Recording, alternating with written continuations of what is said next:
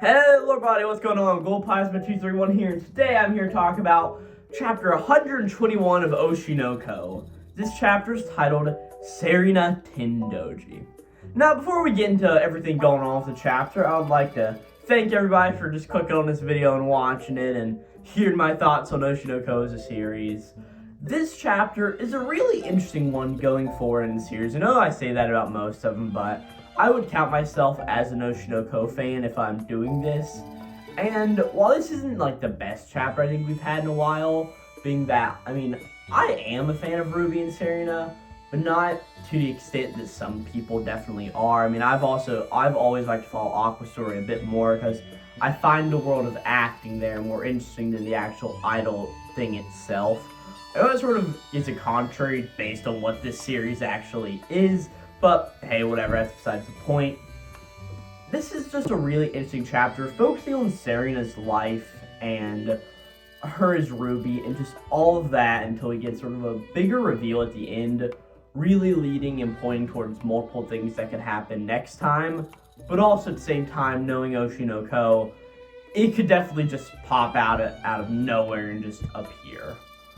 Another fun thing to note is that today, episode 9 of the anime released, that was the episode mainly focusing on Biko Nahachi as an idol group. Mimcho ended up joining, so just a fun note of what's going on in the other Oshi no Ko space. And with this being chapter 121, we should be a few chapters away, maybe at the beginning of July, I'm guessing. We should be getting volume 12 out into the world in Japan. So yeah, that's just a fun thing to note. I'm pretty sure we have volume 2 out here in the States because that's where I'm located. And we should be getting volume 3 sometime in August. But you didn't really come here for all of that background information of what's going on in the Oshi no Ko universe. You came here for, well, the chapter of Oshi no Ko itself. So to go down over what happened last time in Oshi no Ko, we had a whole chapter focusing in on Ruby and just her feeling inadequate with how she is doing the role of acting here in the movie.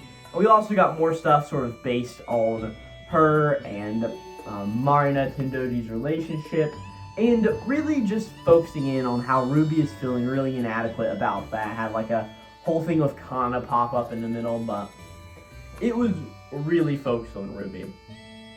And where we start off this time is in front of a house. It's actually the Tendoji family household, of course, where Marina, her children, and her husband ends up living at this point in time.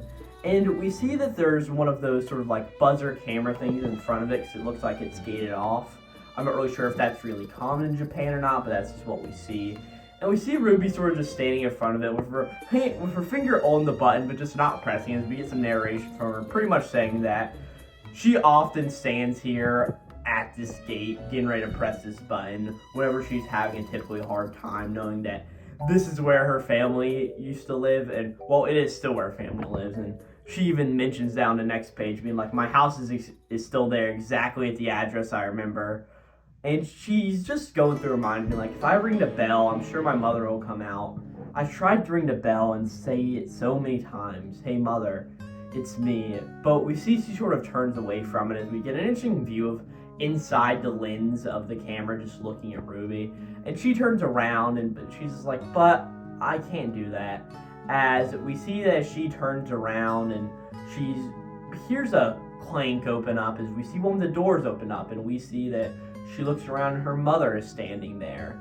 And we see that Ruby is just standing here, and I haven't mentioned this yet, but she's got a very Hikaru look going on, as we see that she sort of got that, like, I don't know what hat you would call this, but it's like, it just foams out the sides and goes back in under itself.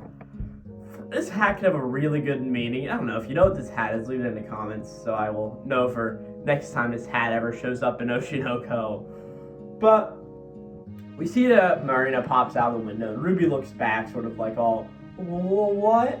As for the good portion of the rest of the chapter, we get narration from Crow Girl, showing how much Crow Girl and Sarina's stories are really intertwined. And I saw a really good post on Twitter. I am sorry, I don't remember the user, and I don't think I saved anything to be able to remember this. But if you're into sort of mommy space on Twitter, you may know this person, and if you do, I'm sorry for not knowing your name and all that stuff again. But I read sort of a breakdown as they did of this chapter, being that I am putting this out a day late, being that I had complications recording it yesterday. And they pretty much just said something about how Ruby is the main character of Oshi no Ko, and brought up a lot of good evidence for it, showing how, like, the initial basis of Oshi no Ko, the first image we saw, was of Ruby herself, not Aqua. And just a bunch of interesting stuff, saying how Crow Girl is like a god in this universe, and how granting Sarina's wish to be reincarnated sort of put this whole story into action. But again, I don't really want to go too much into that. That's not my theory, and I'm not really too good at crafting up theories. I just like to talk about stuff. So definitely, if you know who that is, just go check him out on Twitter. It was a really good, interesting thread. But getting into this, we see here that Crow Girl's here, and like I said, she's just narrating. And I'm gonna not try to read this word for word, because there are a lot of words here, but she's pretty much just like, once upon a time, there was a little girl. The mother loved her daughter, but when the girl was 4 years old, she was found out to be seriously ill. Her mother's heart was broken when she learned of her daughter's chances of living another 10 years were less than 10%. Yeah, that's not good. Living on to 14 years old, yeah, that's not amazing. Now, you know what? We're going to pause the video here for a second, because I'm going to go up to my shelf. I have the English print of Volume 1. I want to see when Sarina actually dies, because I want to know if, like, that's an accurate, like, did she actually live that 14 years, or did she die at 13?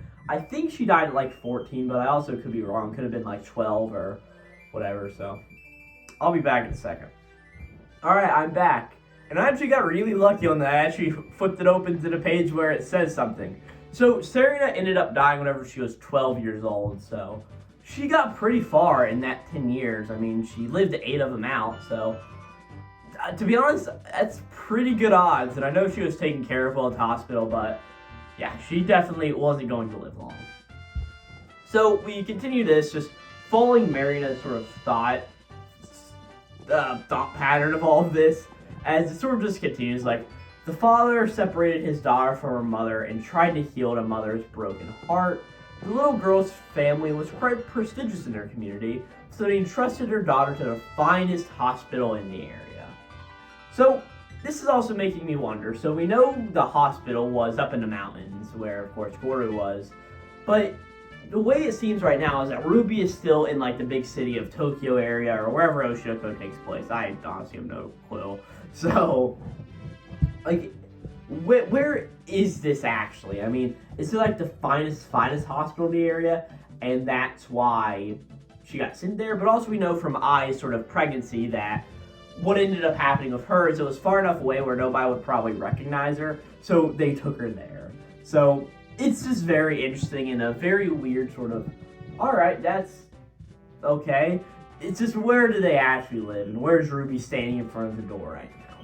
But either way, we just say her parents immerse themselves in their work to evade all the sadness, and eventually they turned away from reality. Eventually, they began to look farther away from their daughter too, as we see that a doctor here talking with Sarina. And can I just say that Sarina has a really Kana-like appearance? I mean, of course, all we really have seen Sarina in throughout the series is just that beanie, but she really has that sort of bob hairstyle that Kana has. It honestly makes me like Sarina less, because that's probably my least favorite aspect of Kana, is that. And I'm not really a fan of Kana, so whatever. We see that Sarina is here bragging to one of the nurses, just being like, "Mother used to be a figure skater. That's why she said she'd teach me how to skate after I leave the hospital. I'll participate in the Olympics too. I want to make her happy, right?" But we get more narration from Crow Girl just going like, "But the girl's condition got worse and worse. She started having chronic headaches and nausea. She lost her sense of balance and could barely walk. Her memory and perception were also affected." As we see a scar on Sarina's forehead, where she obviously got sliced into, or she sliced it herself, and has a good amount of stitches. I mean, if we just count them up here real fast, it looks like at least 10, if not 11, just in her forehead, which, yeah, that's not really too great. But we didn't get the narration saying The person who supported her through all the pain was that girl, showing I on the television screen. Of course, we know Sarina loved I. And we see here, and we just see, what's her name, Sarina, just looking at the TV, just looking and gawking over I, just going like, and Crow Girl is explaining more. She adored and yearned for her. As her symptoms approached the terminal stage, her mother finally disappeared from her sight. I guess she didn't like seeing her daughter in pain. Still, the girl stoically waited for her mother to come. She kept believing that her mother loved her and was waiting for her. As we see Sarina, who is now in her classic beanie. I hate to say classic, but I mean, it's sort of what we know her for. So it's like the wording I use there, what is it? But she's just in here as the door slides open and we see she sort of turns around like, oh, who is it?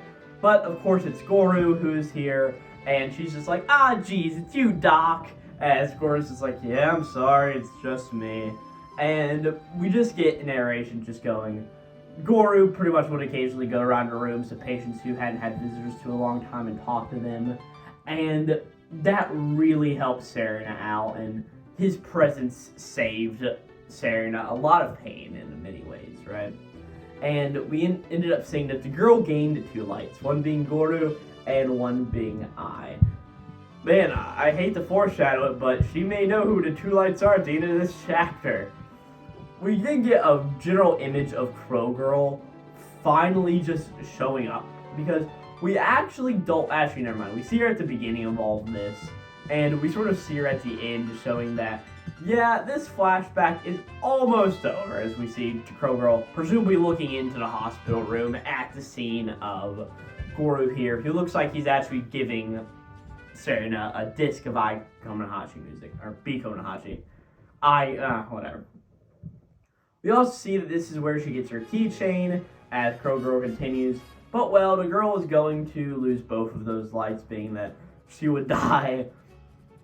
The girl lived her life in that small room while enduring her suffering. Her wishes never granted. Even so, she continued to wait for her mother day after day, believing that the whole time she was loved. However, her mother never came, not even on her death day. I guess Marina's just sort of had the idea of, well, I already screwed over my child, not even be there for when they die, so whatever.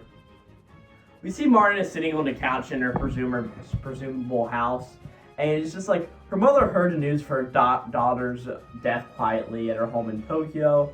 I wonder what she was thinking. What did she, who kept running away from her daughter, mean to that girl? Soon after the girl died, the mother gave birth to a new daughter and son, and they are all living quite happily together. The end. That's just such like a rampage of sadness just going on and just being like, yes, Sarina's story sucked, but for Marina's story, this is really carrying and talking about through the eyes of Marina, we sort of just see him sitting there, and on the other side of the gate, as we see now, we see Marina talking with her son, who, in the way it seems, is that the daughter would be older, but the son is also taller, so who really knows with all of this? As we just see Ruby just saying in the background. I use this image on the thumbnail. She's sitting here with her weird hat going on, just looking in at this, and just having that wide-eyed look. As we now look, oh look, they're back at Strawberry Productions, or Ichigo Productions, whatever you call it, LLC, and where Ruby and Aqua live. And Ruby's just now locked herself in a room, and it's just like, like just going crazy, because she needs therapy. And she's like, this is the first time I've seen my mother ever smile like that. She's like, I knew it. Deep down, I'm sure I did. I wanted mother to love me, but she didn't love me back. That's why I wish for mama to be a substitute. I focused such a dirty wish on her as she's thinking about I and that mother being that. She does have 2 mothers. I guess she calls mama, I, and mother, her actual mother, or I don't know, it's weird. But besides the point, it seems that mama refers to I and mother refers to Marina. And as this is coming through, she's like, what am I really? Everybody who gets involved with me will be unhappy. I only bring misfortune to mother, mama, and a doctor. Dear God, why did you decide to reincarnate someone like me? As we see, she is now sprawled out on her bed, holding that Become Nahachi sort of clamp sticker thing, that keychain. Yes, it's a keychain. I don't know why I'm trying to call it 40 other things. But she's holding that in her hand. She's sobbing on her bed. And behind her, for the final note of the chapter, we just see Aqua standing above her, obviously hearing all of this, and just standing over her. And that's the end of the chapter. So yeah, in this life, Sarina will most likely know who both of her lights are by the end of next chapter. But that's my prediction, because to be honest, for all I know, we could cut over to more Kane Frill stuff with anybody next time. Who really knows? So, something I really like about the end of this chapter is the way that Aqua is standing over Ruby. I really have to guess that while Aqua knows what's going on, I think that Aqua already knows that Sarina is Ruby. I really feel like this is what it is building up to. And with that theory that I talked about earlier, when I saw on Twitter from that member I can't remember the name of, if I do know, I'll put their link in the description, because I definitely want to give a shout out to them, because I am sort of stealing their idea to use on here. So, but besides the point, I feel like it's building up to Ruby's story, and just to have an even downer more point to Ruby's story is that Aqua already knows who she is but didn't do shit about it. That would be really devastating, especially knowing how deep, dark, and depressed Aqua is at this point. Yeah, I can definitely see that. But also, it's just a stupid theory. I'm not really good at theory crafting. But going on it, this is a fine chapter. I mean, it's really a bunch of narration just showing how fucked up Sarina's life was, and how sort of fucked up Marina is, and everybody else. So, fine chapter of Oshi no Ko, not the best, not the worst. But, as I always say, maybe we'll get a big reveal next time. But it does look like that we are going to have to wait a little while for the next chapter, because the day that this normally comes out is 6/14. It's coming out a day late. But 6/28 will be the next chapter. So we are going to have to wait probably about 2 weeks just to get a new one. So, yeah, in 2 Wednesdays, it looks like we'll have that video up. So, yeah, without further ado, I don't have much else to say. If you're enjoying all the Oshi no Ko content, please like and subscribe for the channel. We're trying to reach 100 subscribers. Right now we're at something like 58, so we're getting there. So, yeah. If you enjoy all of this, please comment, like, and subscribe, as I already said. And, yeah, this will be Glowplasma231